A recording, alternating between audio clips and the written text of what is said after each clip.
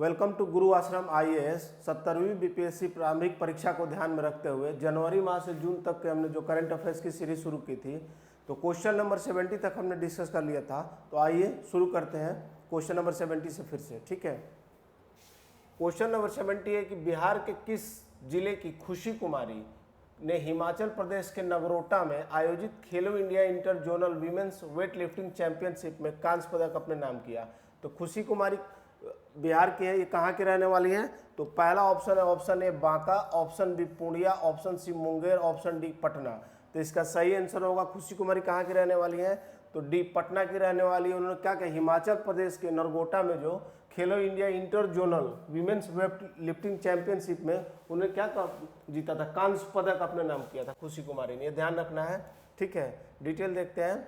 हिमाचल प्रदेश के नगरोटा में आयोजित खेलो India inter zonal women's weight lifting championship में दानापुर की रहने वाली पटना की खुशी कुमारी ने कांस्य पदक अपने नाम किया। उन्होंने कितने 55 केजी जूनियर कैटेगरी में यह उपलब्धि हासिल की। तो ये ध्यान रखना है कि ये पटना की रहने वाली दानापुर की 55 केजी जूनियर कैटेगरी में इन्होंने यह खिताब हासिल किया है। 15 मार्च 2024 को बिहार कैबिनेट के विस्तार के बाद सुरेंद्र मेहता बिहार के खेल मंत्री बने हैं। ठीक है, और ये रिपीट है, पहले भी हम लोग देख चुके हैं कि रविंद्र शंकरन कौन है, खेल प्राधिकरण के महानिदेशक है। और किसान रेल कब से कब तक चली थी? तो 8 अगस्त 2020 को चली थी और देवलाली से दानापुर। ठीक है, और ये भी रिपीट है, पहले भी क्लास में देख चुके हैं। चलिए अब देखते हैं क्वेश्चन नंबर 71। चुनाव आयोग ने निम्नलिखित में से किसे हाल ही में बिहार का गृह विभाग का अपर मुख्य सचिव नियुक्त किया है? तो इसका पहला ऑप्शन है आमिर सुबहानी, ऑप्शन बी प्रत्यय अमृत, ऑप्शन सी ब्रजेश मेहरोत्रा और ऑप्शन डी अनिल चौहान।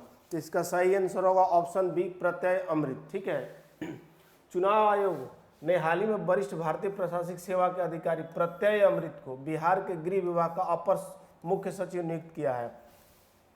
चुनाव आयोग के निर्देश पर अपर मुख्य गृह सचिव विभाग के पद पर डॉक्टर एस सिद्धार्थ को हटाया गया था। आईएएस प्रत्यय अमृत बिहार के गोपालगंज जिले के निवासी है। कहाँ के? तो गोपालगंज जिले के निवासी हैं अमृत, प्रत्यय अमृत जो है आईएएस अधिकारी, ये बिहार के गोपालगंज जिले से संबंध रखते हैं। 2 मार्च 2024 को 1989 बैच के भारतीय प्रशासनिक सेवा के अधिकारी ब्रजेश मेहरोत्रा बिहार के मुख्य सचिव नियुक्त हुए हैं। ठीक है, मुख्य सचिव कौन नियुक्त हुआ है? ब्रजेश मेहरोत्रा। ठीक है, ब्रजेश मेहरोत्रा, और ये क्या बने हैं? अपर मुख्य सचिव बने हैं। ठीक है, प्रत्यय अमृत बिहार गृह विभाग की जिम्मेदारी नीतीश कुमार के पास है।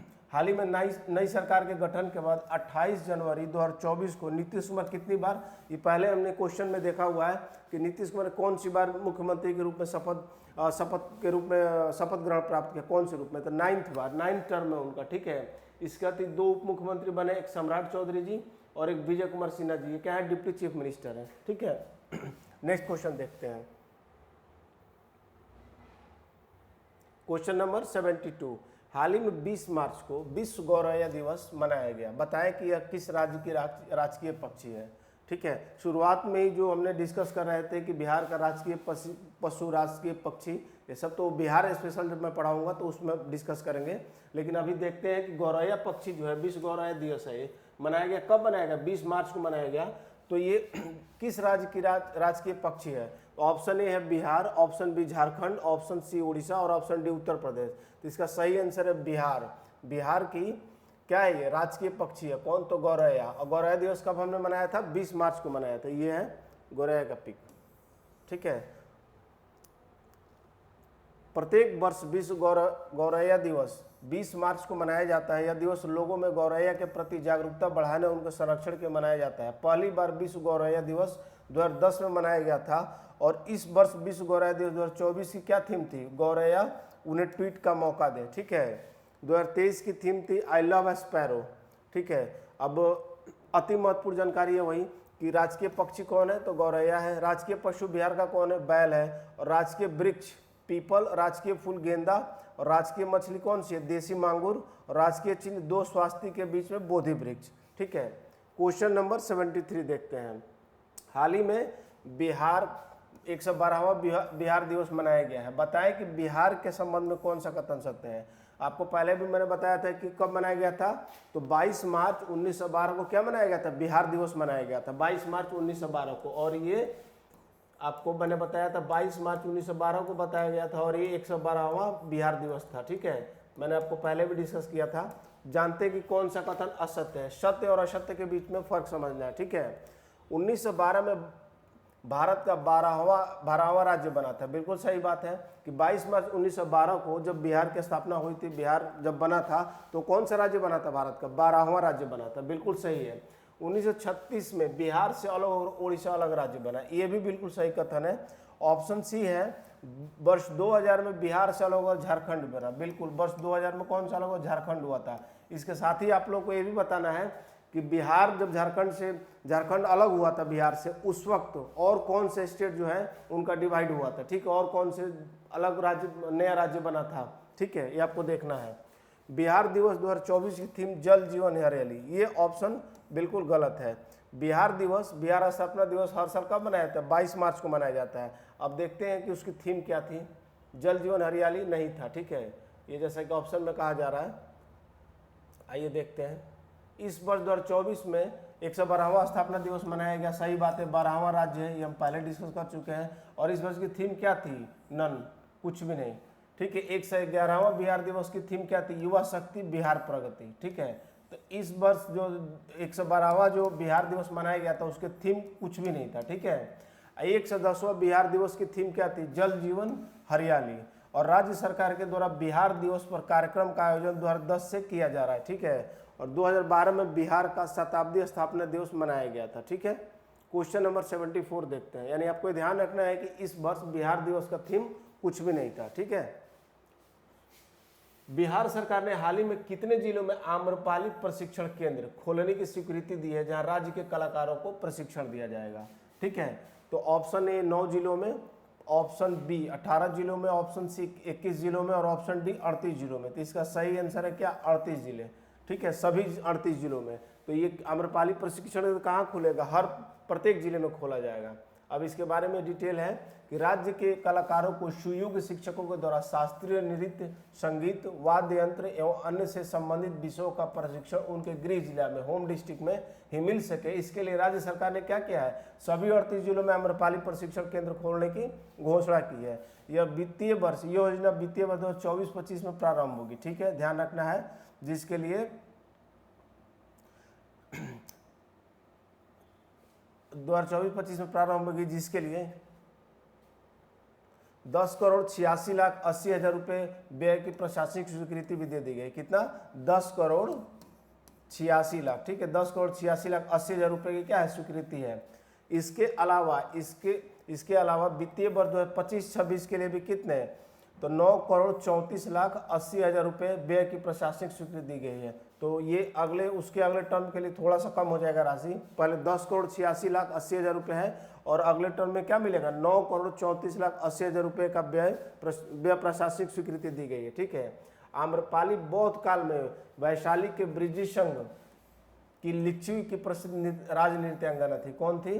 तो राज नृत्यांगना थी इस काल में, बौद्ध काल में। ठीक है, और कहा जाता है कि आम्रपाली अत्यंत सुंदर थी, जो भी उसे एक बार देख लेता वो उस पर मुग्ध हो जाता था। चलिए, कोई मट नहीं है। प्रथम बौद्ध संगति 483 ईसा पूर्व में राजगृह में अजात शत्रु के शासन काल में हुआ था और अध्यक्ष कौन थे? महाकश्यप थे। द्वितीय बौद्ध संगति 383 ईसा पूर्व में हुआ था और कहाँ हुआ था? वैशाली में, कालाशोक के शासन काल में, और अध्यक्ष कौन थे? शाकम्भीर थे। तृतीय बौद्ध संगति 251 ईसा पूर्व में हुआ था पाटलिपुत्र अशोक में, अशोक के शासन काल में, अध्यक्ष मोगलीपुतिस थे।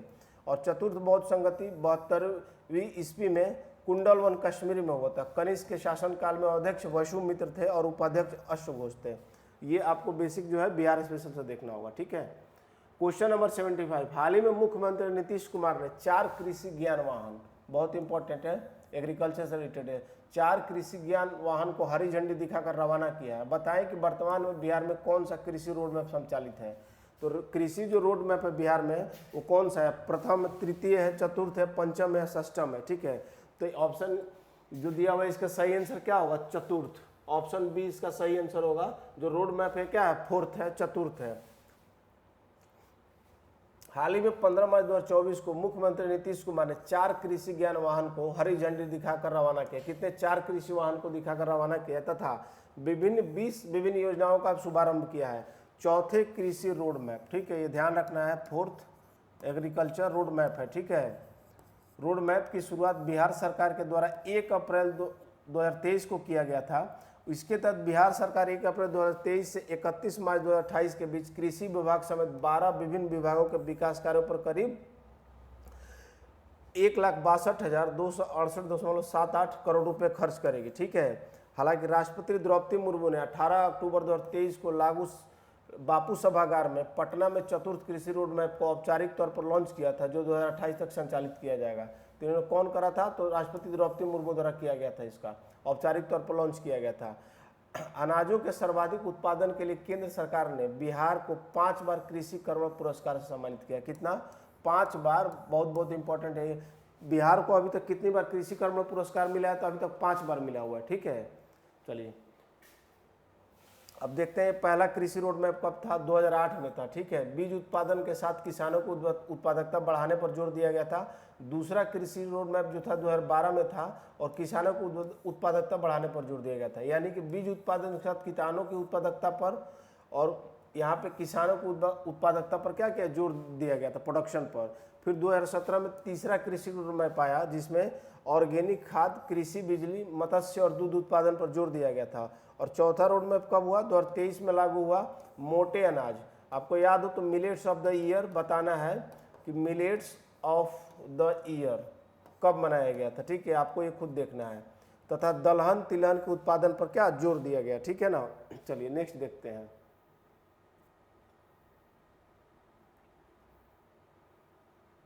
बिहार को 5 बार क्या मिला है? कृषि कर्मण पुरस्कार मिला है सर्वाधिक उत्पादन के लिए। तो 2011-12 में चावल के उत्पादन के लिए, 2012-13 में क्या गेहूं के लिए, और 2015-16 में मक्का के लिए दिया गया। फिर 2016-17 में मक्का के लिए दिया गया और 2017 में 17-18 में किसके लिए दिया गया? गेहूं के लिए दिया गया, ठीक है, व्हीट के लिए। चलिए क्वेश्चन नंबर 76 देखते हैं। 30 मार्च 2024 को सर्बिया की राजधानी बेलग्रेड में आयोजित होने वाले world athletics cross country championship 2024 के लिए पटना पुलिस में कार्यरत बिहार की किस लड़की का चयन स्पोर्ट्स अथॉरिटी ऑफ इंडिया द्वारा किया गया, ठीक है। ये जो महिला है इनका सिलेक्शन कहाँ से? बिहार पुलिस की है ये, ठीक। बिहार पुलिस में वर्किंग है, तो स्पोर्ट्स अथॉरिटी ऑफ इंडिया द्वारा इनका चयन किया गया। इनका नाम पूछा जा रहा है। ऑप्शन ए है सुनीता देवी, ऑप्शन बी अंजलि कुमारी, ऑप्शन सी स्मिता पाटिल और ऑप्शन डी रोहिणी सिंह। तो इसका सही आंसर होगा ऑप्शन बी अंजलि कुमारी। क्या ऑप्शन होगा इसका सही? ऑप्शन बी अंजलि कुमारी, ठीक है। चलिए क्वेश्चन नंबर 77 देखते हैं। हाल ही में जननायक कर्पूरी ठाकुर को भारत का सर्वोच्च सम्मान भारत रत्न से सम्मानित किया गया। बताएं कब तक कितने बिहारी को भारत रत्न मिल चुका है? तो हम पहले भी डिस्कस कर चुके हैं कि इनको क्या 24 जनवरी 2024 को इनकी 100वीं वर्षगांठ 100वीं जयंती पर क्या हुआ था? इनको भारत रत्न देने की घोषणा की गई थी और इनके पुत्र रामनाथ ठाकुर द्वारा क्या किया गया? इस सम्मान को रिसीव किया गया, ठीक है। और ये भी बताया गया था कि उन्होंने किस पार्टी से अपने राजनीतिक पहली बार मुख्यमंत्री बने थे, किस पार्टी से दूसरी बार मुख्यमंत्री बने थे। ये मैंने कहा था ध्यान रखना है कि बीपीएससी में इस तरह के क्वेश्चन पूछे जा सकते हैं। तो आइए क्वेश्चन पे चलते हैं। बताएं कब तक कितने बिहारी को भारत रत्न सम्मान मिल चुका है?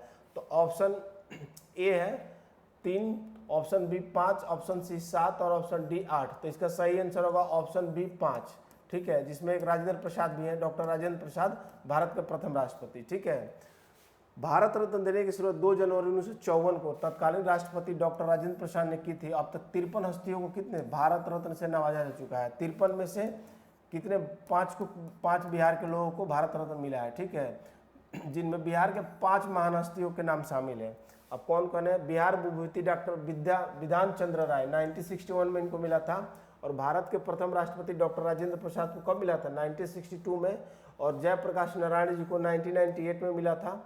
और शहनाई के जादूगर उस्ताद बिस्मिल्लाह खान को कब मिला? 2001 में। और हाल ही में 2024 में किसको मिला था? तो कर्पूरी ठाकुर जी को 2024 में मिला था, ठीक है। चलिए नेक्स्ट क्वेश्चन देखते हैं। 5 महान हस्तियों को भारत रत्न से सम्मानित किया गया। जननायक कर्पूरी ठाकुर, लाल कृष्ण आडवाणी। अभी रिसेंटली जो 2024 में जो दिया गया भारत रत्न किसको दिया गया? तो 5 लोगों को। तो ये ध्यान रखना है कि 2024 में 5 लोगों को भारत रत्न से सम्मानित किया गया था। और बिहार से भी अभी तक 5 महान हस्तियों को क्या दिया गया? भारत रत्न दिया गया है। ठीक है। तो अभी जो मिला 2024 में रिपीट करते हैं, जननायक कर्पूरी ठाकुर, लाल कृष्ण आडवाणी, पूर्व प्रधानमंत्री चौधरी चरण सिंह, पीवी नरसिम्हा राव और वैज्ञानिक एम.एस. स्वामीनाथन को मिला है। और अब तक कितने मिला? 53 हस्तियों को मिला है। तो 53 में से कितने? बिहार के 5 लोगों को मिला है। 5 लोगों को, 53 हस्तियों को भारत रत्न से नवाजा जा चुका है। और इसमें से अभी तक बिहार से 5 लोगों को, ठीक है, ध्यान रखना है। सबसे पहला सम्मान स्वतंत्र भारत के प्रथम गवर्नर जनरल चक्रवर्ती राजगोपालाचारी, पूर्व राष्ट्रपति डॉक्टर सर्वपल्ली राधाकृष्णन और वैज्ञानिक डॉक्टर चंद्रशेखर वेंकट रमन को 1954 में दिया गया था। इससे पहले वर्ष 2019 में 3 लोगों को भारत रत्न दिया गया था। किसको? प्रणब मुखर्जी को, नानाजी देशमुख और भूपेन हजारिका, ठीक है, 2019 में। क्वेश्चन नंबर 78 देखते हैं। केंद्रीय ग्रामीण विकास मंत्रालय ने 1 अप्रैल 2024 से बिहार और झारखंड के मनरेगा मजदूरों के लिए दैनिक मजदूरी दर क्या निर्धारित की है? तो केंद्रीय ग्रामीण मंत्रालय द्वारा क्या किया गया? 1 अप्रैल 2024 से मनरेगा के मजदूरों के लिए मिनिमम जो वेजेज होता है वो निर्धारित किया। किसके लिए? बिहार और झारखंड के लिए, ठीक है। तो ऑप्शन देखते हैं। ऑप्शन ए है 228 रुपये प्रतिदिन, ऑप्शन बी 230 रुपये, ऑप्शन सी 240 रुपये और ऑप्शन डी 245 रुपये। तो इसका सही आंसर होगा 245 रुपीज़ पर डे, ठीक है, मनरेगा के मजदूर के कहाँ के लिए? बिहार और झारखंड के लिए। साथ में आपको इसके अलावा ये भी देख लेना है कि मनरेगा मजदूर को जो डेली वेजेस मिलता है वो किस राज्य में सबसे लोएस्ट है और किस राज्य में सबसे हाईएस्ट है, आपको खुद देखना है, ठीक है। चलिए आगे देखते हैं। केंद्रीय गृह मंत्रालय ग्रामीण विकास मंत्रालय, केंद्रीय ग्रामीण विकास मंत्रालय हाल ही में महात्मा गांधी राष्ट्रीय ग्रामीण रोजगार गारंटी योजना, जिसे क्या कहते हैं? मनरेगा कहते हैं, के तहत मजदूरों की दैनिक मजदूरी दर को संशोधित किया। यह नई मजदूरी दर कब से लागू होगी? 1 अप्रैल 2024 से लागू होगा। 2024-25 के लिए राष्ट्रव्यापी औसत मनरेगा मजदूरी 289 रुपीज़ होगी। कितनी? 289 रुपीज़। यानी बिहार का जो है राष्ट्रीय स्तर पर क्या है? मनरेगा की मजदूरी बहुत कम है, 245 रुपीज़ है बिहार और झारखंड के लिए, और राष्ट्र स्तर पर 289 रुपीज़ है, ठीक है।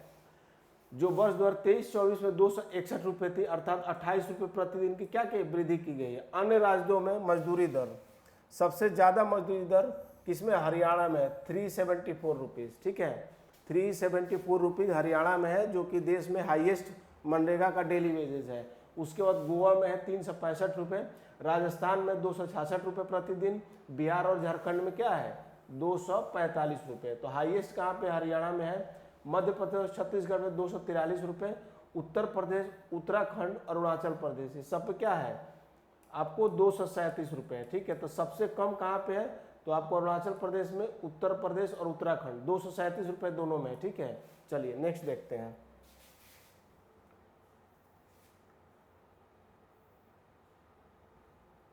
अब ये मनरेगा के बारे में है। ग्रामीण बेरोजगारी, भूख और गरीबी से छुटकारा पाने के लिए केंद्र सरकार ने महत्वाकांक्षी राष्ट्रीय रोजगार गारंटी योजना यानी नरेगा का शुभारंभ मनमोहन सिंह सरकार में कब किया? 2006 में किया था। और आंध्र प्रदेश के कहाँ से किया गया था? अनंतपुर से किया गया था। तो ये ध्यान रखा है कि मनरेगा जब पहले शुरू हुआ था उसका नाम क्या था? नरेगा था। और कहाँ किया गया था? तो आंध्र प्रदेश के अनंतपुर से किया गया था। और आपको याद हो तो पंचायती राज का प्रारंभ कहाँ से किया गया था? ये जब तो पंचायती राज का प्रारंभ किया गया था राजस्थान के कहाँ से? नागौर जिले से किया गया था। ये भी ध्यान रखना है। तो ये कुछ योजनाएं हैं तो उनको कहाँ से शुरू किया गया था ये ध्यान रखना है। तो आंध्र प्रदेश के अनंतपुर से क्या किया था? प्रारंभ किया गया था 2 अक्टूबर को, ठीक है। और मनरेगा भारत में लागू एक रोजगार गारंटी योजना है। यह योजना प्रत्येक वित्तीय वर्ष में 100 दिन का रोजगार उपलब्ध कराता है, ठीक है। कितने दिन का? तो 100 दिन का। क्वेश्चन नंबर 79 देखते हैं। हाल ही में 9 अप्रैल 2024 को बिहार राज्य आपदा प्रबंधन प्राधिकरण की ओर पर्यावरण संरक्षण और परिस्थिति के विकास में जन सहभागिता पर कौन सा कार्यक्रम आयोजित किया गया, ठीक है। तो इसका ऑप्शन ए है नीतीश, ठीक है। ये हमने देखा था आपदा प्रबंधन के लिए था। जो गले में क्या था? एक लॉकेट या पेंडेंट की तरह होगा जो आपको आपदा आने से 30 मिनट पहले आपको क्या होगा? इंफॉर्मेशन मिल जाएगा। तो ऑप्शन ए नहीं होगा। ऑप्शन बी कुछ मिसटाइप हो गया है और ऑप्शन डी है डिजिटल बिहार, ठीक है। तो इसके बारे में डिटेल देखते हैं। बिहार राज्य आपदा प्रबंधन प्राधिकरण की ओर से 9 अप्रैल 2024 को पर्यावरण संरक्षण और पारिस्थितिकी के विकास में जन सहभागिता पर इनसे मिलिए कार्यक्रम का आयोजन किया गया, ठीक है। तो ऑप्शन क्या है? ये बिल्कुल सही टाइप है, इनसे मिलिए। ऑप्शन क्या है इनका? इनसे मिलिए, ठीक है ना। पारिस्थितिकी विकास में जन सहभागिता कौन सा कार्यक्रम आयोजित किया गया था? तो इसका ऑप्शन है इनसे मिलिए, इसका सही आंसर होगा। कार्यक्रम का आयोजन किया गया था, ठीक है। इस कार्यक्रम में मुख्य अतिथि के तौर पर उत्तराखंड के पर्यावरणविद पद्म विभूषण डॉक्टर अनिल प्रकाश जोशी को क्या आमंत्रित किया गया था? और फरवरी 2024 में बिहार राज्य आपदा प्रबंधन प्राधिकरण ने नीतीश, अभी मैंने बात किया था novel initiative technological intervention for safety for of human life, जिसे क्या दे नीतीश कुमार, नीतीश नाम दिया गया। और उसका उद्घाटन किसने किया था? नीतीश कुमार के द्वारा किया गया था। ये डिवाइस किसानों और जनता को समय पर अलर्ट क्या करेगा? अलर्ट प्रदान करेगा। कितने देर पहले? तो आपको 30 मिनट पहले ये नीतीश नाम का जो डिवाइस है ये आपके पेंडेंट की तरह होगा जो गले में पहन सकते हैं, और 30 मिनट पहले आपको आपदा या डिजास्टर के बारे में क्या होगा? इंफॉर्मेशन मिल जाएगा। क्वेश्चन नंबर 80 देखते हैं, ठीक है। बिहार से संबंध रखने वाले भारतीय मूल के 4 अमेरिकी को कहां अवस्थित भारतीय वाणिज्य दूतावास में बिहार विश्व गौरव सम्मान से सम्मानित किया गया? ठीक है, तो ऑप्शन है इसका, ऑप्शन है न्यूयॉर्क, पेरिस, टोक्यो, जकार्ता। तो इसका सही ऑप्शन होगा न्यूयॉर्क, ठीक है। 112वें बिहार स्थापना दिवस पर 22 मार्च 2024 को बिहार से संबंध रखने वाले भारतीय मूल के 4 अमेरिकी को बिहार विश्व गौरव सम्मान से सम्मानित किया गया, ठीक है। न्यूयॉर्क स्थित भारत के महावाणिज्य दूतावास में Bihar foundation US East Coast chapter और Bihar Jharkhand association of North America द्वारा आयोजित एक विशेष कार्यक्रम में उनकी उत्कृष्ट उपलब्धि और योगदान के लिए सम्मानित किया गया, ठीक है। सम्मानित होने वाले बिहार भारतीय मूल के अमेरिकी कौन है? अमित चौधरी, ठीक है। कौन है? Amit Chaudhary.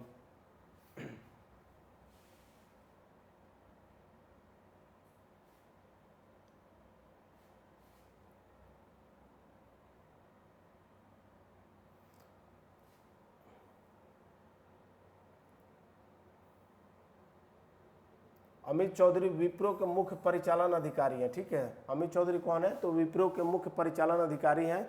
Doctor Dinesh Ranjan PRAN medical समूह के संस्थापक हैं। अभिनव अतुल्य न्यूट्रीवेट फार्म केयर के निदेशक हैं। और डॉक्टर क्रिस सिंह हॉलटेक इंटरनेशनल के संस्थापक और मुख्य कार्यकारी अधिकारी यानी CEO, ठीक है।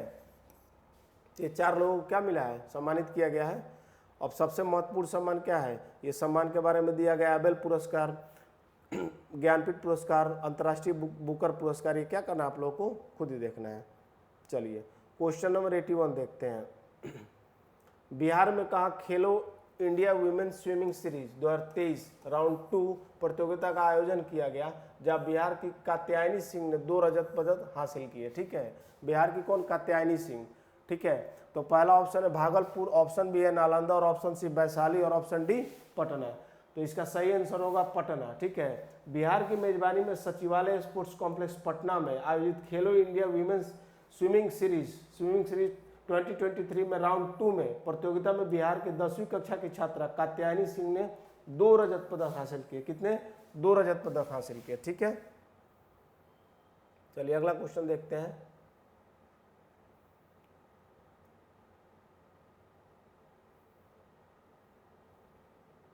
हाँ, उन्होंने यह पदक कब जीता? अंडर 15 आयु वर्ग के 200 मीटर फ्री स्टाइल और इसी आयु के एकल मेडल स्पर्धा में प्राप्त किया, ठीक है। अंडर 15 याद रखना है। Question number 82। हाल ही में आई एक रिपोर्ट के अनुसार भारत के 17 राज्यों और केंद्र शासित प्रदेशों में के 265 जिलों में वर्ष 2022-23 में सबसे ज्यादा बाल विवाह किस राज्य में रोके गए? ये बहुत इंपॉर्टेंट क्वेश्चन है कि सबसे ज्यादा बाल विवाह किस राज्य में रोके गए, ठीक है। ऑप्शन है, option A Bihar, option B है पश्चिम बंगाल, और ऑप्शन सी है झारखंड, और ऑप्शन डी है उत्तर प्रदेश, ठीक है। तो इसका सही आंसर होगा बिहार में। सबसे ज़्यादा बाल विवाह कहाँ रोके गए पूरे देश में? ये 17 राज्य और केंद्र शासित प्रदेशों में, तो ये बिहार में रोके गए। हाल ही में भारत के 17 राज्य और केंद्र शासित प्रदेशों के 265 जिलों के में किए गए एक अध्ययन में नागरिक समाज संगठन के गठबंधन ने 2022-23 में 9,551 बाल विवाह रोके हैं, जिनमें अधिकांश लड़कियां लगभग 60% 15 से क्या है 18 वर्ष की आयु की हैं, ठीक है। तो आंकड़ों के अनुसार सबसे ज़्यादा बाल विवाह बिहार में रोके गए हैं। बिहार में बाल विवाह का प्रचलन 41% से क्या है अधिक है। अब देखते हैं शीर्ष राज्य जहां बाल विवाह सर्वाधिक रोके गए। पहले ऑप्शन पे है बिहार, जहां 31% बाल विवाह रोके गए। दूसरे ऑप्शन पे है बंगाल, 11% बाल विवाह रोके गए। और ऑप्शन 3 उत्तर प्रदेश, जहाँ पे 11%, यानी बंगाल और उत्तर प्रदेश कितने परसेंट, तो 11%, और बिहार में 31% बाल विवाह क्या रोके गए। ठीक है, बाल विवाह के मामलों में सर्वाधिक FIR दर्ज किस राज्य में है, तो पश्चिम बंगाल में है 32% है, असम में 27% और उड़ीसा में 8%। ठीक है, अब जनगणना 2011 के बारे में दिया हुआ है कि 13 वर्ष पहले 2011 में राष्ट्रीय जनगणना में बिहार की साक्षरता दर 61.8% थी, जिसमें पुरुष 71.20% और महिला 51.50% थी। राष्ट्रीय औसत साक्षरता दर 74.0% है। ठीक है, राष्ट्रीय साक्षरता दर क्या है, औसत साक्षरता दर 74.0% थी, जिसमें पुरुष 82.14% और महिला 65.46% थी। 2011 की जनगणना 15वीं जनगणना थी और आदर्श वाक्य क्या था, हमारी जनगणना हमारा भविष्य। क्वेश्चन नंबर 83 देखते हैं। 31 मार्च 2024 को वित्तीय वर्ष 2023-24 का समापन हो गया। ठीक है, बताएं कि इस वित्तीय वर्ष में बिहार को केंद्र से लगभग कितनी राशि प्राप्त हुई, तो वित्तीय वर्ष 2023-24 में बिहार को केंद्र सरकार से कितनी राशि मिली थी। ऑप्शन ए है 4.7 लाख करोड़ रुपए, ऑप्शन बी है 3.73 लाख करोड़ रुपए, और ऑप्शन सी 2.73 लाख करोड़, और ऑप्शन डी 1.73 लाख करोड़। तो इसका सही आंसर होगा ऑप्शन डी 1.73 लाख करोड़ रुपए किससे प्राप्त हुए, केंद्र सरकार से बिहार सरकार को प्राप्त हुए थे वित्तीय वर्ष 2023-24 में। ठीक है, देखते हैं आंकड़ों के अनुसार इस वित्तीय वर्ष में बिहार को केंद्र से लगभग 1.73 लाख करोड़ रुपए प्राप्त हुए। इसमें केंद्रीय करों में हिस्सा, केंद्र प्रायोजित योजना और GST में राज्य की हिस्सेदारी के रूप में मिलने वाली राशि आदि सम्मिलित है, जिसमें GST में राज्य की हिस्सेदारी के रूप में 28,000 करोड़ रुपए प्राप्त हुए तथा केंद्र प्रायोजित योजना से के तहत लगभग 44,000 करोड़। तो ये GST से कितना प्राप्त हुआ, तो ऑलमोस्ट 28,000 करोड़ रुपए, 28,000, और बाकी केंद्र प्रायोजित योजना के तहत 44,000 करोड़ रुपए मिले। अब GST के बारे में थोड़ा सा दिया हुआ है कि GST मतलब वस्तु एवं सेवा कर। भारत में वस्तु और सेवाओं की क्या आपूर्ति पर उपयोग किया जाने वाला एक अप्रत्यक्ष कर है। GST goods and service tax. तो ये क्या है, इनडायरेक्ट टैक्स है, ये ध्यान रखना है। ठीक है, डायरेक्ट इनडायरेक्ट जब इकोनॉमिक्स होगा तो उसमें बताया जाएगा। ठीक है, GST को एक संविधान संशोधन अधिनियम 2016 के द्वारा लाया गया था और आधिकारिक तौर पर कब से हुआ था, 1 जुलाई 2017 को भारत में GST लागू किया गया था। तो पहली बात तो ये कि GST को कब लाया गया था, ये ध्यान में रखना है। और ये क्या है, एक तरह से अप्रत्यक्ष कर है, इनडायरेक्ट टैक्स है, ना कि डायरेक्ट टैक्स। ठीक है, और 1 जुलाई 2017 से क्या किया गया था, भारत में GST को लागू किया गया था 1 जुलाई 2017 से, माफ कीजिएगा। हालांकि सबसे पहले 1954 में GST कहाँ लागू हुआ था, फ्रांस में लागू हुआ था। और जुलाई 2023 में केंद्रीय वित्त मंत्री निर्मला सीतारमण ने त्रिपुरा की राजधानी अगरतला में GST भवन का क्या किया था, उद्घाटन किया था। क्वेश्चन नंबर 84, बताएं कि बिहार के किस जिले के झंझारपुर में स्वर्णिम मिथिला समिट 2024 का आयोजन किया गया था। किसका, स्वर्णिम मिथिला समिट का आयोजन किया गया था बिहार के किस जिले के झंझारपुर में। ठीक है, ऑप्शन ए है सुपौल, ऑप्शन बी है मधुबनी, और ऑप्शन सी है दरभंगा, और ऑप्शन डी क्या है, सहरसा है। तो ऑप्शन इसका बी सही होगा, मधुबनी जिले में। मधुबनी जिले के झंझारपुर में क्या किया गया था, स्वर्णिम मिथिला समिट 2024 का आयोजन किया गया था। इसके बारे में डिटेल देखते हैं। बिहार के झंझारपुर का है, मधुबनी जिले में है, स्थित मिथिला हाट परिसर में स्वर्णिम मिथिला समिट 2024 का आयोजन किया गया था। इसका उद्घाटन 31 मार्च 2024 को सांसद संजय झा के द्वारा किया गया। हालांकि स्वर्णिम मिथिला समिट का उद्घाटन उद्योग सह पर्यटन मंत्री नीतीश कुमार के हाथों होना था, किंतु किसी कारणों से समारोह में नहीं पहुंच सके।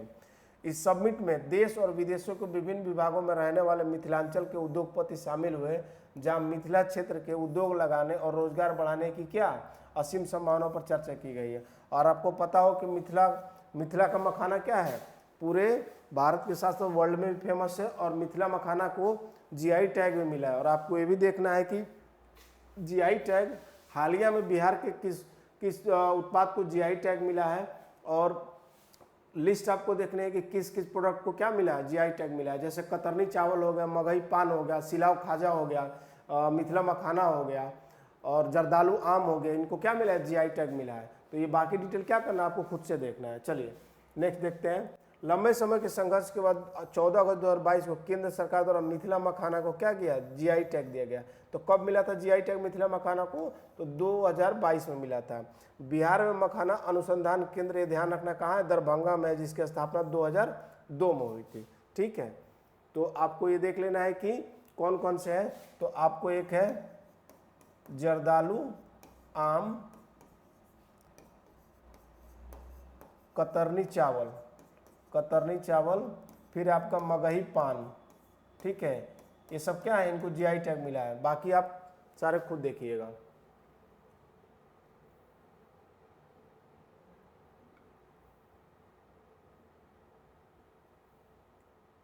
अब बिहार में आयोजित महोत्सव के बारे में थोड़ा डिटेल देख लेते हैं। आम महोत्सव हम पहले देख चुके हैं, ज्ञान भवन पटना में 16 से 18 जून रिपीट है। सूफी महोत्सव मनेर शरीफ में, बाजरा महोत्सव भोजपुर में, और 11वां थावे महोत्सव, बहुत इंपॉर्टेंट है, ध्यान रखना। थावे महोत्सव कहाँ होता है, गोपालगंज जिले में होता है। मैंने पहले बताया था कि अभी जब हाल ही में थावे महोत्सव मनाया गया था तो बॉलीवुड के सिंगर एक आए हुए थे, हिमेश रेशमिया। ठीक है, तो उस समय ये गोपालगंज जिले में। ठीक है, तो आपको ध्यान रखना है। किन्नर महोत्सव प्रेमचंद रंगशाला पटना में मनाया गया था। और जीरादेई महोत्सव, जीरादेई महोत्सव जीरादेई सिवान में है। ये कब मनाया गया था, 11 दिसंबर 2023 को मनाया गया था जीरादेई महोत्सव। अब जब क्वेश्चन डिस्कस कर रहे थे तो उसमें मैंने बताया था गांधी जी ने जीरादेई को क्या कहा था, तीर्थस्थल कहा था। और गांधी जी ने तीर्थस्थल कहा था, और ये क्या था, डॉक्टर राजेंद्र प्रसाद की जन्मस्थली थी, पैतृक गाँव था ये। ठीक है, जीरादेई जो कि सिवान जिले में है। मंजूषा महोत्सव कहाँ मना, सैंडिस कंपाउंड मैदान भागलपुर में मनाया गया था। उलार धाम महोत्सव पालीगंज पटना में। ठीक है, उलार धाम महोत्सव कहाँ मनाया गया था, पालीगंज पटना में। अब क्वेश्चन नंबर 85 देखते हैं। बिहार के किस प्रसिद्ध सामाजिक उद्यमी को वर्ल्ड इकोनॉमिक फोरम ने 2024 का यंग ग्लोबल लीडर घोषित किया। ठीक है, तो ये कहाँ है, अंजनी कुमार सिंह, के पाठक, शरद विवेक सागर और सुदीप पांडे। तो इसका सही आंसर होगा शरद विवेक सागर। ठीक है, शरद विवेक सागर को क्या मिला, यंग ग्लोबल लीडर घोषित किया गया वर्ल्ड इकोनॉमिक फोरम के द्वारा। ये भी कहाँ के रहने वाले, जीरादेई सिवान के। तो जीरादेई सिवान बिहार के मूल निवासी शरद विवेक सागर को वर्ल्ड इकोनॉमिक फोरम ने वर्ष 2024 का क्या किया, यंग ग्लोबल लीडर घोषित किया। ठीक है, शरद विवेक सागर का मूल निवास कहाँ पे है, तो जीरादेई सिवान ही है। ठीक है, शरद सागर वर्ल्ड इकोनॉमिक फोरम के यंग ग्लोबल लीडर चुने जाने वाले भारत के सबसे युवा है। उन्हें सामाजिक उद्यम के क्षेत्र में चुना गया। किसके लिए, तो सामाजिक उद्यम के क्षेत्र के लिए चुना गया। इसके अतिरिक्त कला संस्कृति के क्षेत्र में अभिनेत्री भूमि पेडनेकर, व्यापार के क्षेत्र में अद्वैत नायर, अर्जुन भरतिया, प्रिया अग्रवाल हेब्बार, शाश्वत गोयनका और सामाजिक उद्यम में ऋचा वाजपेयी को भी क्या किया गया, सम्मानित किया गया। ठीक है, वर्ल्ड इकोनॉमिक फोरम को अपने प्रतिष्ठित वार्षिक डावोस शिखर सम्मेलन के लिए जाना जाता है। डावोस शिखर सम्मेलन के लिए जाना जाता है। और जनवरी 2022 में प्रधानमंत्री नरेंद्र मोदी ने वर्ल्ड इकोनॉमिक फोरम में इसी डावोस शिखर सम्मेलन के ऐतिहासिक उद्घाटन भाषण दिया था। ठीक है, क्वेश्चन नंबर 86 देखते हैं। ठीक है, क्वेश्चन नंबर 86 है, Gas Authority of India Limited GAIL ने 15वां CIDC विश्वकर्मा पुरस्कार जीता। किसने जीता, तो गेल ने जीता है विश्वकर्मा पुरस्कार। ठीक है, बताया कि 14वां विश्वकर्मा पुरस्कार किस राज्य के भवन निर्माण निगम लिमिटेड ने जीता था, यानी कि 14वां विश्वकर्मा पुरस्कार किसने जीता था, तो भवन निर्माण निगम लिमिटेड ने जीता था। कहाँ के भवन निर्माण निगम लिमिटेड ने, तो ऑप्शन है Bihar, option B Assam, option C Orissa और ऑप्शन डी उत्तर प्रदेश। तो इसका सही आंसर होगा ऑप्शन ए बिहार। ठीक है, बिहार के भवन निर्माण निगम लिमिटेड ने यह पुरस्कार 14वां पुरस्कार जीता था। जबकि 15वां पुरस्कार किसने जीता है, तो गेल ने, gas Authority of India limited के द्वारा। ठीक है, गेल के बारे में, गेल इंडिया लिमिटेड ने हाल ही में 4 अप्रैल 2024 को 15वां CIDC यानी construction industry development council Vishwakarma पुरस्कार जीता है।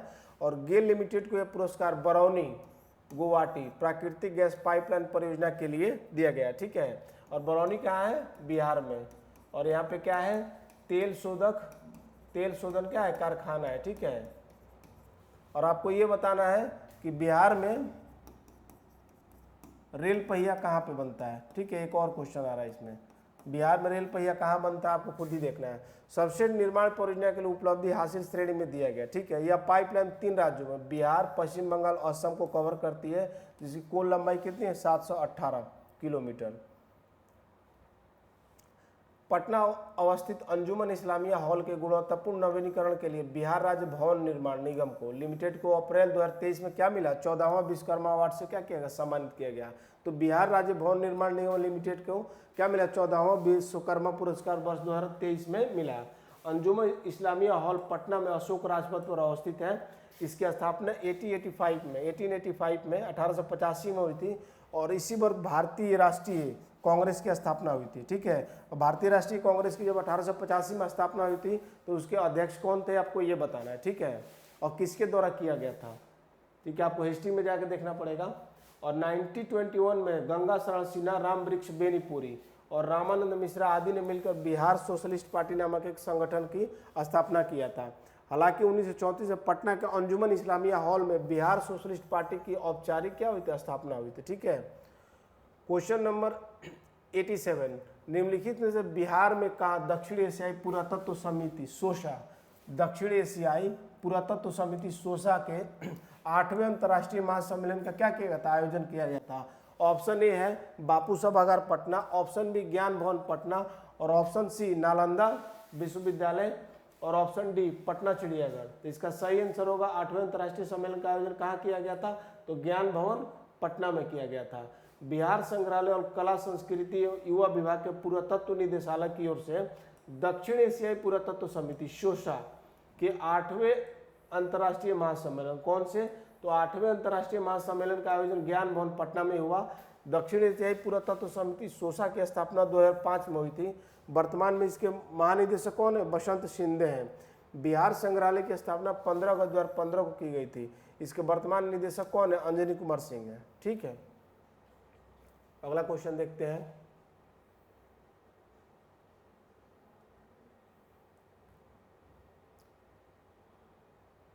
सात अगस्त कुछ और डिटेल है। 7 अगस्त 2023 को बिहार में G20 सदस्य देशों को समर्पित है टुगेदर वी आर्ट नामक एक विशेष कला प्रदर्शनी का क्या शुभारंभ बिहार संग्रहालय में किया गया था। उद्घाटन किसने किया था, नीतीश कुमार ने, माननीय मुख्यमंत्री। बिहार सरकार ने 8 अगस्त 2023 को बिहार संग्रहालय और पटना संग्रहालय को जोड़ने वाले सुरंग के लिए 542 करोड़ रुपए की मंजूरी दी। किस किस को जोड़ने के लिए, तो बिहार संग्रहालय और पटना संग्रहालय को जोड़ने के लिए। ठीक है, क्वेश्चन नंबर 88 देखते हैं। बिहार के किस जिले के मूल निवासी हरेंद्र सिंह को हाल ही में भारतीय राष्ट्रीय महिला हॉकी टीम का कोच नियुक्त किया गया। ठीक है, हरेंद्र सिंह को क्या किया गया, भारतीय राष्ट्रीय महिला हॉकी टीम का कोच नियुक्त किया गया है। तो इसका ऑप्शन ए है सिवान, ऑप्शन ए है Saran, option B Siwan, option C Gopalganj और ऑप्शन डी पटना। तो इसका सही आंसर होगा ऑप्शन ए, सारण जिला के रहने वाले हरेंद्र सिंह। तो 2028 लॉस एंजल्स ओलंपिक खेलों को ध्यान में रखते हुए पूर्व भारतीय हॉकी खिलाड़ी हरेंद्र सिंह को हॉकी इंडिया ने राष्ट्रीय महिला हॉकी टीम का क्या किया, कोच नियुक्त किया गया है। उन्होंने जेनेक सोपमैन नीदरलैंड का स्थान लिया, यानी उनके पहले कौन थे, तो जेनेक सोपमैन थे, अभी हरेंद्र सिंह है। ठीक है, हरेंद्र सिंह छपरा सारण बिहार के निवासी है। ठीक है, 2012 में द्रोणाचार्य पुरस्कार से उन्हें सम्मानित किया गया था। जेनेक सोपमैन भारतीय महिला हॉकी टीम की पहली महिला कोच थी। ठीक है, टोक्यो ओलंपिक 2020-21 भारतीय महिला हॉकी टीम में चौथे स्थान पर रही थी, तभी हेड कोच सोड मारिन थे। ठीक है, अंतर्राष्ट्रीय हॉकी फेडरेशन की नवीनतम रैंकिंग के अनुसार भारतीय पुरुष हॉकी टीम वर्तमान में चौथे स्थान पर है, जबकि महिला अपनी 9वें स्थान पर है। तो 4th स्थान पर कौन है, मेल टीम है, और फीमेल टीम कौन से स्थान पे है, तो 9th रैंक पे है। ठीक है, ये ध्यान रखना है। अंतर्राष्ट्रीय हॉकी फेडरेशन की नवीनतम रैंकिंग में पुरुष और महिला दोनों वर्गों में नीदरलैंड शीर्ष पर है। तो अंतर्राष्ट्रीय हॉकी फेडरेशन की नवीनतम रैंकिंग में शीर्ष पर कौन है, महिला और पुरुष टीम दोनों क्या है, नीदरलैंड की टीम शीर्ष पर है, ये ध्यान रखना है। ठीक है, चलिए ये दिया हुआ है, नीदरलैंड फर्स्ट पे है, बेल्जियम सेकेंड पे है, जर्मनी 4th पे है, और ये भारत जो है 4th पे क्या, मेल टीम। ठीक है, और फीमेल टीम किस रैंक पे है, 9th रैंक पे है, और महिला क्या है, नीदरलैंड पहले स्थान पे, अर्जेंटीना दूसरे स्थान पे, जर्मनी तीसरे और भारत 9वें स्थान पे। ठीक है, चलिए क्वेश्चन नंबर 89 देखते हैं। बिहार में कहा हाल ही में 12 से 19 अप्रैल तक 12 से 19 अप्रैल 2024 तक सिक्की कला पर वर्कशॉप सह प्रदर्शनी का आयोजित किया। सिक्की कला काफ़ी फेमस है, तो सिक्की कला का आयोजन कहाँ किया गया था, प्रदर्शनी। Option A Bihar Museum Patna, option B Patna Museum Patna, option C Bapu सभागार पटना और ऑप्शन डी है पटना चिड़ियाघर पटना। तो इसका सही आंसर क्या होगा, बिहार म्यूजियम पटना। ठीक है, India foundation for the art के संयुक्त तत्वाधान में हाल ही में 12 अप्रैल 2024 को बिहार म्यूजियम में सिक्की कला पर वर्कशॉप सह प्रदर्शनी का आयोजन किया गया। यह प्रदर्शनी 12 से 19 अप्रैल तक 2024 तक चला, ठीक है। इसका उद्घाटन बिहार म्यूजियम के अपर निदेशक अशोक कुमार सिन्हा द्वारा किया गया। अब बिहार म्यूजियम की स्थापना कब हुई थी? 15 अगस्त 2015 को। उद्देश्य क्या था? तो बिहार की सांस्कृतिक और ऐतिहासिक धरोहर को विश्व पटल पर पहचान दिलाना और बिहार म्यूजियम के जरिए विभिन्न अंतर्राष्ट्रीय कार्यक्रमों का नियमित आयोजन करना आदि है। और बिहार के पूर्व मुख्य सचिव और मुख्यमंत्री के सलाहकार अंजनी कुमार सिंह बिहार म्यूजियम के क्या है? महानिदेशक हैं। क्वेश्चन नंबर 90 देखते हैं। बिहार के किस विश्वविद्यालय में भारतीय मौसम विज्ञान विभाग पटना के सहयोग से स्वचालित मौसम स्टेशन की स्थापना की जा रही है? तो किस विश्वविद्यालय में? तो ऑप्शन ए नालंदा विश्वविद्यालय, ऑप्शन बी पटना विश्वविद्यालय, ऑप्शन सी मगध विश्वविद्यालय और ऑप्शन डी है ललित नारायण मिथिला विश्वविद्यालय। तो इसका सही आंसर होगा ऑप्शन डी ललित नारायण मिथिला विश्वविद्यालय। ललित नारायण मिथिला विश्वविद्यालय दरभंगा, कहाँ पे? दरभंगा में है। हाल ही में भारतीय मौसम विज्ञान विभाग पटना के सहयोग से स्वचालित मौसम स्टेशन की क्या की गई है? स्थापना की गई है। यह मौसम स्टेशन वायु तापमान, वर्षा, वायुमंडलीय दाब, हवा की गति, दिशा पर प्रत्येक 15 मिनट की अवधि पर क्या करेगा? आंकड़े बताएगा, ठीक है। 19 से 29 फरवरी 2024 तक आयोजित खेलो इंडिया यूनिवर्सिटी गेम्स के चौथे संस्करण में ललित नारायण मिथिला विश्वविद्यालय की महिला कबड्डी टीम ने कांस्य पदक जीतकर पदक तालिका में क्या किया? 115वां स्थान हासिल किया, ठीक। आगे देखते हैं। बिहार की राजकीय खेल क्या है? कबड्डी है। और वर्तमान में बिहार के खेल मंत्री सुरेंद्र मेहता है। हमने बताया था 33वीं जो कबड्डी वाला गेम जो पहले क्वेश्चन में डिस्कस कर चुका है, और वो जो हुआ था उसमें किसने जीत हासिल की थी? सब जूनियर करके कुछ क्वेश्चन था, उसमें हरियाणा ने राजस्थान को हराया था, ठीक है, बिहार में जो हुआ था। और उसमें बिहार की टीम जो थी वो शायद प्री क्वालिफाई भी नहीं कर पाई थी। आप एक बार देख लेना, प्री क्वार्टर का गेम भी क्वालिफाई नहीं कर पाई थी, ठीक है। हाल ही में आई एक रिपोर्ट के अनुसार बिहार में वर्ष 2020 से मार्च 2024 तक ऑनलाइन बीते धोखाधड़ी में कौन सा जिला शीर्ष पर रहा है? ये बहुत इंपॉर्टेंट है, ठीक है, कि बिहार में 2020 से मार्च 2024 तक ऑनलाइन वित्तीय धोखाधड़ी में कौन सा जिला शीर्ष पर है? पहला ऑप्शन है Nalanda, option B Patna, option C Saharsa और ऑप्शन डी औरंगाबाद। तो वित्तीय धोखाधड़ी के मामले में कौन शीर्ष पर है? तो नालंदा है। अब इसके बारे में डिटेल देखते हैं कि नवीनतम रिपोर्ट के अनुसार बिहार में वर्ष 2020 से मार्च 24 तक ऑनलाइन वित्तीय धोखाधड़ी यानी साइबर ठगी की 70,166 शिकायतें दर्ज की गई, जिनमें करीब 399.18 करोड़ रुपए की ठगी के मामले सामने आए हैं और 42.12 करोड़ रुपए की राशि को होल्ड कराया गया। वित्तीय धोखाधड़ी के मामले में कार्रवाई के मामले में नालंदा जिला सबसे आगे है, वहीं पटना दूसरे स्थान पर, सहरसा तीसरे, औरंगाबाद चौथे और गोपालगंज 5वें स्थान पर है। तो गोपालगंज कौन से स्थान पे है? 5वें स्थान पे है। प्राथमिकी दर्ज करने के मानक पर सारण पहले स्थान पर है, ठीक है। और इसके बाद क्रमशः नालंदा, शेखपुरा, गोपालगंज और गया का प्रदर्शन बेहतर है। कोई साइबर अपराधियों की गिरफ्तारी के मामले में नालंदा का प्रदर्शन क्या है? सबसे अच्छा है, नालंदा जिले का ही, ठीक है। इसके बाद क्रमशः सीतामढ़ी, गोपालगंज, मुजफ्फरपुर और औरंगाबाद का स्थान है। वित्तीय धोखाधड़ी को रोकने के लिए जून 2023 में बिहार में 14 साइबर थाने 2023 में कितने? 44, माफ कीजिएगा, 44 साइबर थाने शुरू किए गए थे। Question number 92। हाल ही में 26 अप्रैल 2024 को वीर कुंवर सिंह की 166वीं पुण्यतिथि मनाई गई थी। बताया कि 1857 के महाविद्रोह के दौरान किस अंग्रेज अधिकारी ने उनसे मिलने के लिए पटना आमंत्रित किया? वीर कुंवर सिंह जो थे, जिन्होंने क्या किया था? अपना एक हाथ स्वतंत्रता संघर्ष के दौरान अपना एक हाथ खुद ही काट दिया था, ठीक है, वीर कुंवर सिंह थे। और अंग्रेज अधिकारी ने, किस अंग्रेज अधिकारी ने उनको मिलने के लिए आमंत्रित किया था? तो question option A John Gastin, option B Hector Munro और ऑप्शन सी विलियम टेलर और ऑप्शन डी ली ग्रैंड। तो इसका सही आंसर होगा विलियम टेलर, ठीक है। वीर कुंवर सिंह 13 नवंबर 1777 और 26 अप्रैल 1858 इनका क्या जन्म तिथि और मृत्यु है? बिहार के साबाद इलाके के जगदीशपुर के निवासी थे और 1857 के प्रथम स्वतंत्रता संग्राम के महानायक थे। 80 वर्ष की अवस्था में 23 अप्रैल 1858 में वे जगदीशपुर के पास ब्रिटिश कैप्टन ली ग्रैंड के साथ अंतिम युद्ध किए थे। किसके साथ? तो ध्यान रखना आपको, उनका अंतिम युद्ध किसके साथ हुआ था? तो ली ग्रैंड के साथ, ठीक है, ली ग्रैंड के साथ उनका अंतिम युद्ध हुआ था। और उनको पटना किसने आमंत्रित किया था? तो विलियम टेलर ने। ली ग्रैंड पराजित हुआ, किंतु कुंवर सिंह बुरी तरह से घायल हो गए, जिसके पश्चात उनकी क्या हो गई? मृत्यु हो गई। कुंवर सिंह के छोटे भाई अमर सिंह ने 1857 के आंदोलन के दौरान अंग्रेजों के खिलाफ गुरिल्ला युद्ध या छापामार युद्ध गुरिल्ला युद्ध क्या जारी किया था। सन 1972 में बिहार के शाहबाद जिला को दो भागों में बांटा गया, भोजपुर और रोहतास। फिर 1992 में भोजपुर से बक्सर एक स्वतंत्र जिला बना और जगदीशपुर में 23 अप्रैल 2022 को एक साथ 77,900 तिरंगा फहरा कर रिकॉर्ड स्थापित किया गया था। इससे पहले 2014 में पाकिस्तान ने एक साथ करीब कितने 57 झंडे लहराने का रिकॉर्ड बनाया था।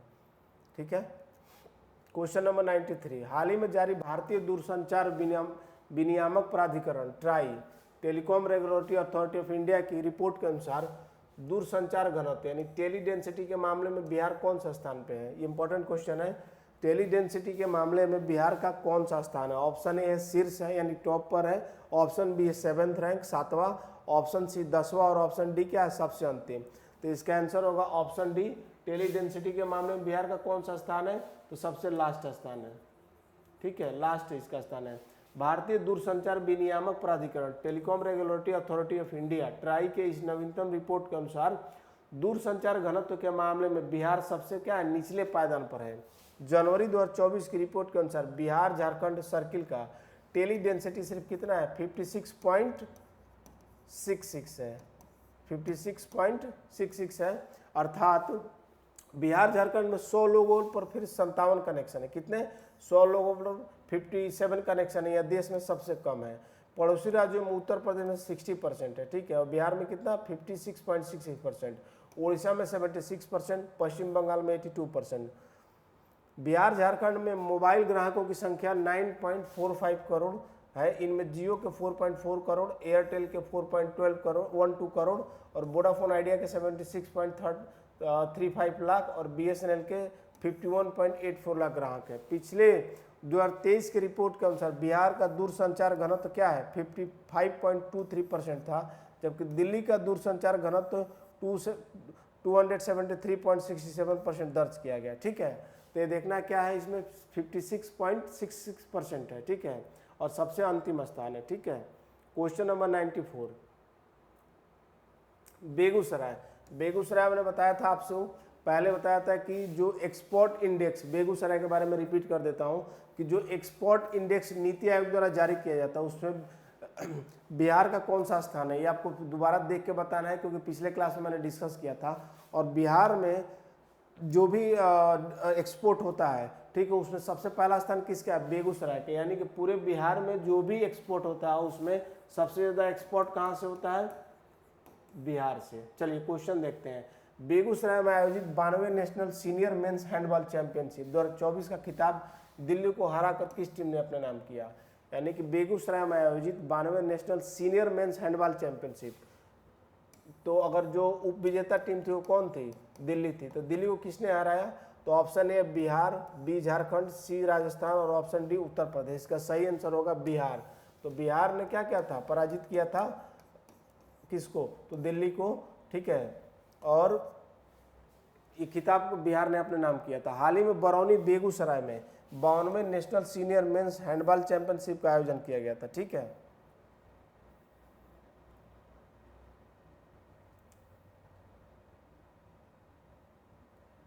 आयोजन कब से कब तक हुआ था, 31 मार्च से 4 अप्रैल तक। खिताबी मुकाबला 4 अप्रैल 2024 को बिहार और दिल्ली के बीच खेला गया था। खिताबी मुकाबले में बिहार ने दिल्ली को 34 से पराजित कर ट्रॉफी पर कब्जा किया था। बिहार झारखंड को 36-27 से हराकर फाइनल में पहुंची थी। किसको हराकर, झारखंड को हराकर ये फाइनल में पहुंची थी और फाइनल में इसने किसको हराया, दिल्ली को हराया। इस प्रतियोगिता में बिहार टीम के कप्तान कुणाल कुमार थे। कौन थे, तो कुणाल कुमार थे। और सर्वाधिक 8 गोल करने वाले बिहार टीम के नीतीश राज को बेस्ट प्लेयर घोषित किया गया। किसको, तो नीतीश राज को। बिहार की राजकीय खेल कबड्डी है और वर्तमान में बिहार के खेल मंत्री कौन है, सुरेंद्र मेहता है। ठीक है, पाटलिपुत्र खेल परिसर पटना में 3 अप्रैल 2024 को खेले गए 33वीं राष्ट्रीय सब जूनियर बालिका कबड्डी चैंपियनशिप का खिताबी मुकाबला किस राज्य की टीम ने जीता था। तो हम पहले डिस्कस कर चुके हैं कि इसका 33वीं, अभी मैंने 5 मिनट पहले बताया था आपको। तो ये हरियाणा ने जीता था, किसको हराकर, राजस्थान को हराकर। ठीक है, ये हम पहले डिस्कस कर चुके हैं। राजस्थान को हराकर हरियाणा ने जीता था, जबकि गोवा और उत्तराखंड की टीम संयुक्त रूप से इस स्थान पर की प्रतियोगिता में क्या तीसरे स्थान पर रही थी। और बिहार प्री क्वार्टर फाइनल में ही एक अंक से हारकर प्रतियोगिता से क्या हो गया था, बाहर हो गया था। और कबड्डी बिहार की क्या है, राजकीय खेल है। ठीक है।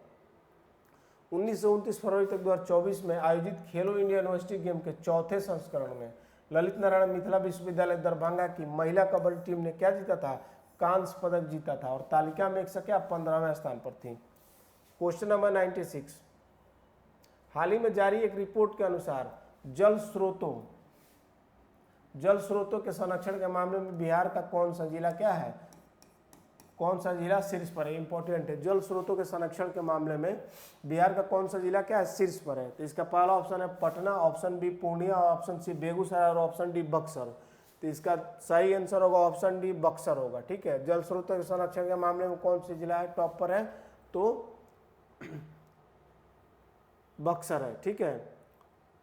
ग्रामीण विकास विभाग की बिहार सरकार ने हाल ही में एक रिपोर्ट जारी की, किसके द्वारा जारी किया गया है, तो ग्रामीण विकास विभाग बिहार सरकार द्वारा, जिसमें जल स्रोतों के संरक्षण को लेकर जिलों को सूचीबद्ध किया गया। इस रिपोर्ट के अनुसार बक्सर 100 में से 76.61 अंक हासिल कर बिहार में क्या है, प्रथम स्थान पर है। इसके बाद क्रमशः रोहतास, जहानाबाद, नालंदा जिला है। यानी बक्सर के बाद कौन सा दूसरा स्थान पर रोहतास है, तीसरे स्थान पर जहानाबाद है और चौथे स्थान पर कौन सा जिला है, नालंदा जिला है। और उत्तर बिहार से टॉप 10 जिलों में 5वें नंबर पर कौन है, पूर्णिया जिला है। राजधानी पटना को 14वां और सिवान एवं सुपौल को क्रमशः 37 और 38वां स्थान प्राप्त हुआ है। सिवान को कौन सा स्थान प्राप्त हुआ है, तो 37वां स्थान किसको प्राप्त हुआ, सिवान को, और 38वां स्थान सुपौल को प्राप्त हुआ है। ठीक है। बिहार में भूजल का स्तर, ग्राउंड वाटर लेवल लगातार नीचे जा रहा है। इसके लिए जल जीवन हरियाली अभियान चलाया जा रहा है। मई 2023 में बिहार सरकार ने 20 घन मीटर से ऊपर भूजल के इस्तेमाल पर अनापत्ति प्रमाण पत्र यानी कि नो ऑब्जेक्शन सर्टिफिकेट लेना अनिवार्य किया था। ठीक है। क्वेश्चन नंबर 97 देखते हैं, हालिया जारी एक रिपोर्ट के अनुसार बिहार का कौन सा जिला पासपोर्ट जारी करने वाला राज्य में अव्वल है। ठीक है। तो option A Siwan, option B Arwal, option C Patna और ऑप्शन डी गोपालगंज। यानी कह रहा है कि बिहार का कौन सा जिला पासपोर्ट जारी करने में राज्य में अव्वल है। यानी कि पूरे बिहार में सबसे ज़्यादा पासपोर्ट कहाँ बनते हैं, सिवान जिला में बनता है। तो किस जिले में बनता है, तो सिवान जिले में बनता है। ठीक है। अभी हम सिवान के बारे में डिस्कस कर चुके हैं। तो यंग ग्लोबल लीडर का जो अवार्ड जीता था वर्ल्ड इकोनॉमिक फोरम के द्वारा, वो भी कहाँ के थे, सिवान के जीरादेई के रहने वाले थे। और सिवान जीरादेई के कौन रहने वाले हैं, तो हमारे देश के प्रथम राष्ट्रपति डॉक्टर राजेंद्र प्रसाद। और गांधी जी ने क्या कहा था उनको, जीरादेई को क्या कहा था, जीरादेई को सबसे पवित्र तीर्थ स्थल के रूप में माना था गांधी जी ने। ठीक है। हालिया एक जारी रिपोर्ट के अनुसार बिहार में वर्ष 2023 में पासपोर्ट के लिए 3.90 लाख लोगों ने आवेदन किया था, जिसमें से 3,56,000 लोगों का पासपोर्ट जारी किए। कितने, 3,56,000 लोगों का पासपोर्ट जारी किए गए। और पासपोर्ट जारी करने में कौन सा शीर्ष जिला है, तो सिवान है। सिवान में कितने, तो 39,681 और पटना में 34,983 और गोपालगंज में 30,733। हाल ही में ट्रांस वुमन कौन है, रोजी बारोलिया राजस्थान की पहली पासपोर्ट बनने वाली ट्रांसजेंडर है, किन्नर महिला बनी है। तो रोजी बारोलिया को ध्यान रखना है, राजस्थान की है।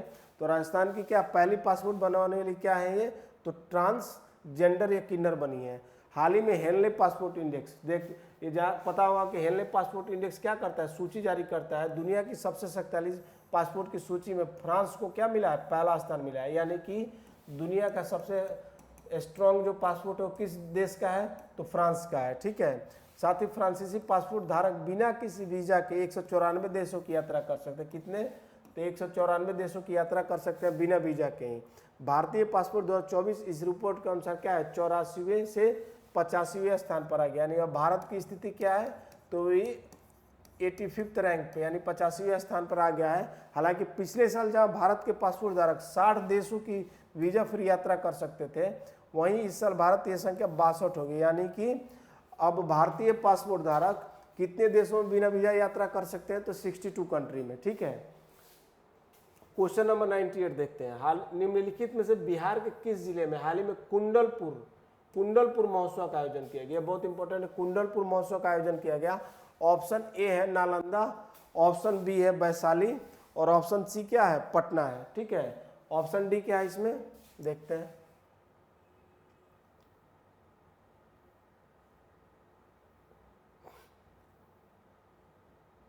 किशनगंज। तो ऑप्शन डी क्या है, किशनगंज है, तो इसका सही आंसर क्या होगा, ऑप्शन डी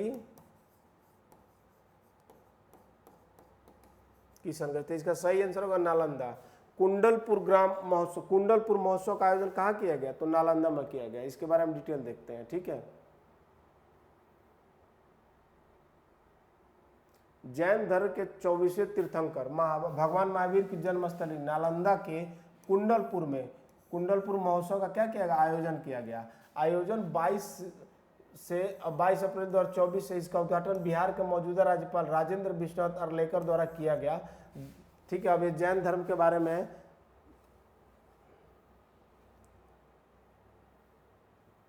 क्वेश्चन नंबर, अगला क्वेश्चन देखते हैं, ठीक है। तो इसका सही आंसर होगा नालंदा, ठीक है। क्वेश्चन नंबर 99, संघाई चीन में आयोजित अंतर्राष्ट्रीय तीरंदाजी विश्व कप 2024 के स्टेज 1 में बिहार के किस जिले के प्रियांश ने 2 पदक जीता। यानी संघाई चीन में आयोजित अंतर्राष्ट्रीय तीरंदाजी विश्व कप 2024 के स्टेज 1 में बिहार के किस जिले के प्रियांश ने 2 पदक जीता। Option A Begusarai, option B Patna, option C Gaya और ऑप्शन डी नवादा, माफ कीजिएगा। तो ऑप्शन ए होगा इसका सही आंसर, बेगूसराय। चीन के संघाई में आयोजित तीरंदाजी विश्व कप स्टेज 1 में प्रियांश ने 2 मेडल क्या किया, अपने नाम किए। टीम इवेंट में उन्होंने अभिषेक वर्मा और प्रथमेश के साथ मिलकर खेलते हुए भारत के लिए क्या जीता, स्वर्ण पदक जीता। इस मुकाबले में भारत ने नीदरलैंड को मात दी, ठीक है। इसके अलावा प्रियांश ने व्यक्तिगत स्पर्धा में ऑस्ट्रिया के निको वाइनर को हराकर रजत पदक यानी कि सिल्वर मेडल हासिल किया। क्वेश्चन नंबर 100 देखते हैं। बिहार पंचायती राज विभाग द्वारा हालिया जारी एक निर्देश के अनुसार कितने महीनों तक जेल में रहने वाले व्यक्तियों को पंचायत त्रिस्तरीय चुनाव से वंचित कर दिया जाएगा। यानी कि जो पंचायत चुनाव होते हैं बिहार में, अगर कोई व्यक्ति मिनिमम कितने दिन तक जेल में रहता है तो उसको क्या वंचित किया जा सकता है, पंचायत चुनाव से, त्रिस्तरीय चुनाव से वंचित, पंचायत त्रिस्तरीय चुनाव से। तो ऑप्शन ए 3 माह या अधिक, 6 माह या अधिक, 9 माह या अधिक, ऑप्शन डी 12 माह या अधिक। तो इसका सही आंसर है कोई व्यक्ति अगर 6 माह या उससे अधिक तक जेल में रहता है तो उसको क्या किया जाएगा, त्रिस्तरीय पंचायत चुनाव से बाहर कर दिया जाएगा, ठीक है। बिहार पंचायती राज विभाग द्वारा हालिया जारी एक निर्देश के अनुसार किसी व्यक्ति को अगर 6 महीने या उससे ज़्यादा की जेल उसकी सजा हुई है तो पंचायत चुनाव क्या है, नहीं लड़ सकेगा। अर्थात अब 6 महीने या उससे अधिक जेल की सजा पाने वाले मुखिया, सरपंच, पंचायत प्रतिनिधि या पंचायत समिति सदस्य की कुर्सी चली जाएगी। साथ ही ऐसे व्यक्ति पंचायत चुनाव भी नहीं लड़ सकेंगे। हाल ही में 24 अप्रैल को राष्ट्रीय पंचायती दिवस मनाया गया। इस दिन 1993 को राष्ट्रपति शंकर दयाल शर्मा ने भारतवर्ष में पंचायत को संवैधानिक दर्जा प्रदान करने वाले 73वें संविधान संशोधन विधेयक पर 1992 पर अपनी क्या दी थी, सहमति दी थी, ठीक है। 73वें और 74वें संविधान संशोधन का आप लोगों को देखना है, ठीक है। भारत के तत्कालीन प्रधानमंत्री मनमोहन सिंह ने 24 अप्रैल 2000 को पहला पंचायती राज दिवस घोषित किया था। तो पंचायती राज दिवस कब मतलब पहली बार हुआ था घोषित, तो 2010 में होता है। और जबकि पंडित जवाहरलाल नेहरू के कार्यकाल में भारत में पहली बार 2 अक्टूबर 1959 को राजस्थान के नागौर जिले में पंचायती राज की शुरुआत हुई थी। और अभी डिस्कस कर रहा था जब मनरेगा, तब मैंने बताया था, ठीक है, कि पंचायती राज की शुरुआत कहाँ से हुई थी, राजस्थान के नागौर से। और मनरेगा की शुरुआत कहाँ हुई थी, तो आंध्र प्रदेश के अनंतपुर जिले से, ठीक है, आंध्र प्रदेश के अनंतपुर जिले से हुई थी, ठीक है, ध्यान रखना आपको। तो पंचायती राज प्रणाली का जनक किसे कहा जाता है, बलवंतराय मेहता को कहा जाता है, ठीक है। चलिए क्वेश्चन नंबर 101 देखते हैं। किस राज्य की टीम हाल ही में नेशनल स्कूल गेम्स चैंपियनशिप 2023-24 में रग्बी 7S प्रतिस्पर्धा के अंडर 17 और अंडर 19 बालक और बालिका दोनों वर्गों में चैंपियनशिप खिताब हासिल किया। क्वेश्चन रिपीट है, ये हम पहले भी डिस्कस कर चुके हैं। तो ऑप्शन ए है झारखंड, ऑप्शन बी है उत्तर प्रदेश, ऑप्शन सी है बिहार, ऑप्शन डी ओडिशा। तो इसका सही आंसर क्या होगा, बिहार, ठीक है। नेशनल स्कूल गेम्स चैंपियनशिप 2023-24 में रग्बी 7S प्रतियोगिता के अंडर 17 और अंडर 19 दोनों आयु वर्ग में बालक और बालिका दोनों वर्गों में बिहार की टीम ने चैंपियनशिप खिताब हासिल किया, ठीक है।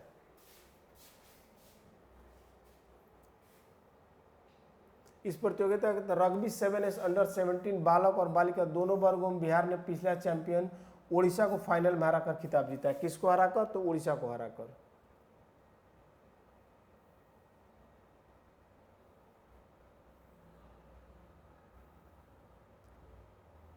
क्वेश्चन नंबर 102, बच्चों की भरण पोषण के लिए ससुराल से पत्नी का पैतृक घर, यानी कि बच्चों के भरण पोषण के ससुराल से पैसे की मांग दहेज नहीं है, यह अहम फैसला हाल ही में किस हाई कोर्ट ने सुना है। यानी कि कहा गया है कि अगर ऐसी स्थिति होती है कि बच्चों के लालन पालन पोषण के लिए अगर ससुराल से पैसे लिया जाता है तो क्या है, वो एक दहेज नहीं है, पैसे की मांग क्या है, वो दहेज नहीं है। ऐसा फैसला किस कोर्ट द्वारा, हाई कोर्ट द्वारा सुनाया गया।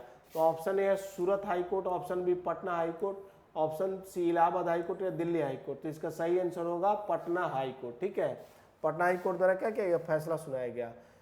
हाल ही में 8 अप्रैल 2024 को पटना हाई कोर्ट ने एक केस की सुनवाई के दौरान यह अहम फैसला सुनाया कि बच्चों की भरण पोषण के लिए पैसे की मांग, यानी ससुराल से पैसे की मांग को दहेज की संज्ञा क्या नहीं दी जा सकती है।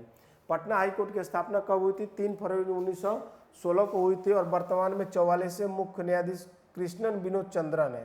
हालांकि इससे पहले मुख्य न्यायाधीश सर एडवर्ड मेनार्ड डेस चैम्पियर थे, यो स्टार्टिंग की बात है इसको छोड़ दीजिए। जबकि पंडित लक्ष्मीकांत झा आज़ादी के बाद पटना उच्च न्यायालय के पहले भारतीय मुख्य न्यायाधीश थे।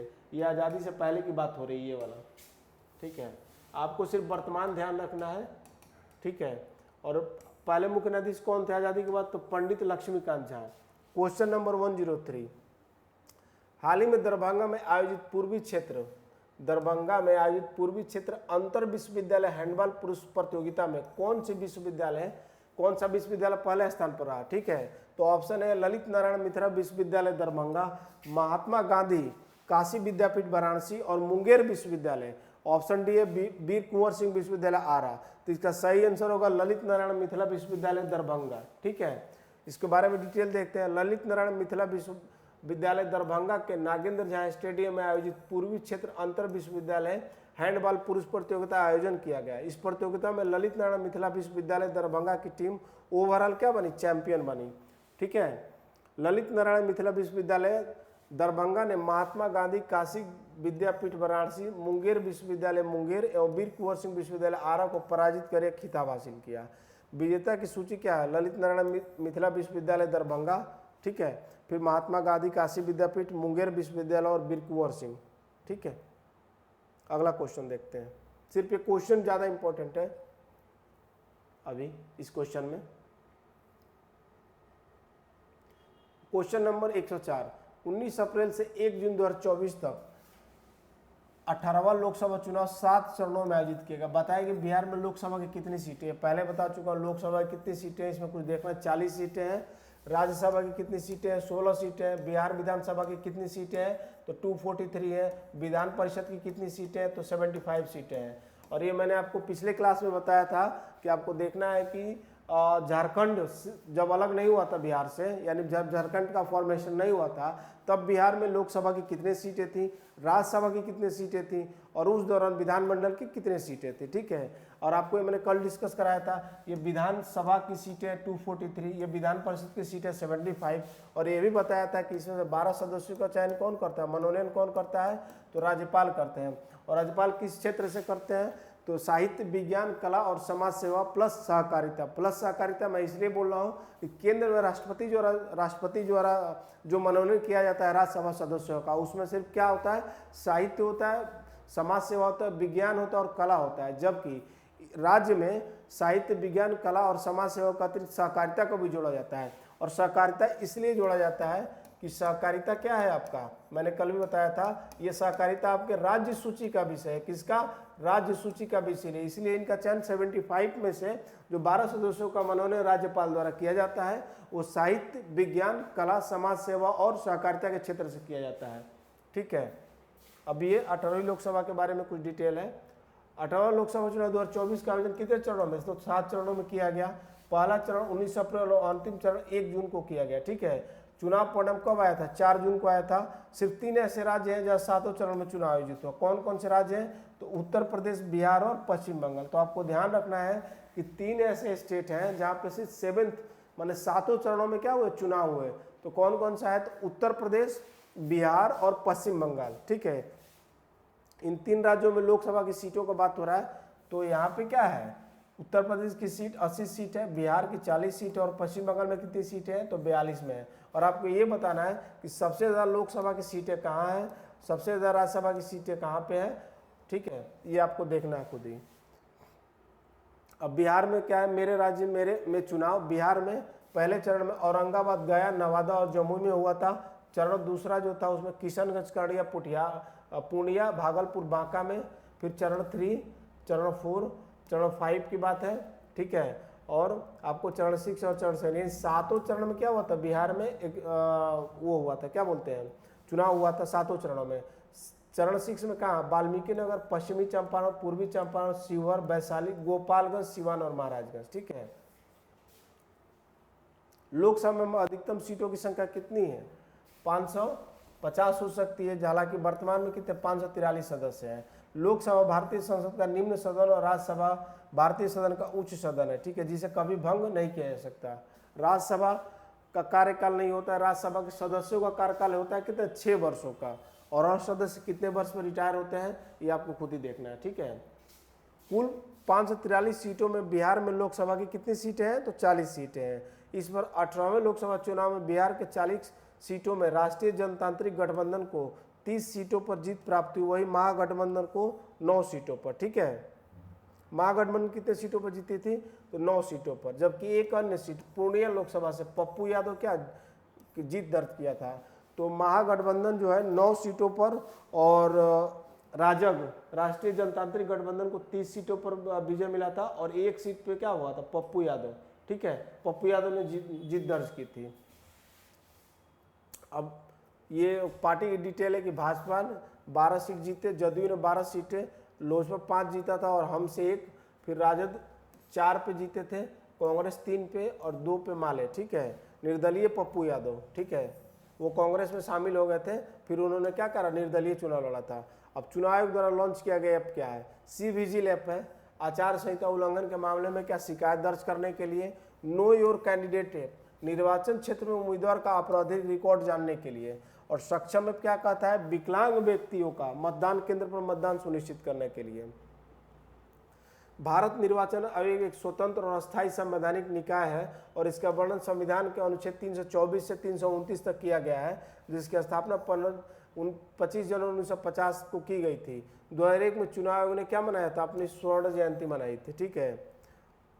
अभी राज्यसभा में राज्य में लोकसभा सीटों का दिया हुआ है, उत्तर प्रदेश में 80, महाराष्ट्र में 48, बंगाल 42, बिहार में 40, तमिलनाडु में 39 और मध्य प्रदेश में 29, कर्नाटक में 28 और गुजरात में क्या 26, ठीक है। चलिए आगे देखते हैं। क्वेश्चन नंबर 105, आर्यभट्ट विश्वविद्यालय के कुलपति प्रोफेसर शरद कुमार यादव द्वारा हाल ही में लॉन्च किए गए बिहार के पहले ह्यूमनाइड रोबोट का नाम निम्नलिखित से क्या है, बिहार के पहले ह्यूमनाइड रोबोट का क्या नाम है, ठीक है। तो option A Mika, option B Sumedh, option C Sophia और ऑप्शन डी शना। तो इसका सही आंसर होगा ऑप्शन बी सुमेध। सुमेध बिहार का क्या है, पहला ह्यूमनाइड रोबोट है, जिसे सीमित समूह के विद्यार्थियों द्वारा क्या तैयार किया गया है, और इसका अनावरण और उद्घाटन क्या 30 अप्रैल 2024 को आर्यभट्ट विश्वविद्यालय कुलपति प्रोफेसर शरद कुमार यादव द्वारा किया गया, ठीक है। सोफिया भी एक ह्यूमनाइड रोबोट है, इसे हांगकांग स्थित कंपनी हैंसन रोबोटिक्स द्वारा डिजाइन किया गया और विकसित किया गया, और इसे 2017 में सऊदी अरब के द्वारा नागरिकता प्रदान की गई थी, ठीक है। चलिए बाकी जो है नेक्स्ट क्लास में देखते हैं। Thank you so much.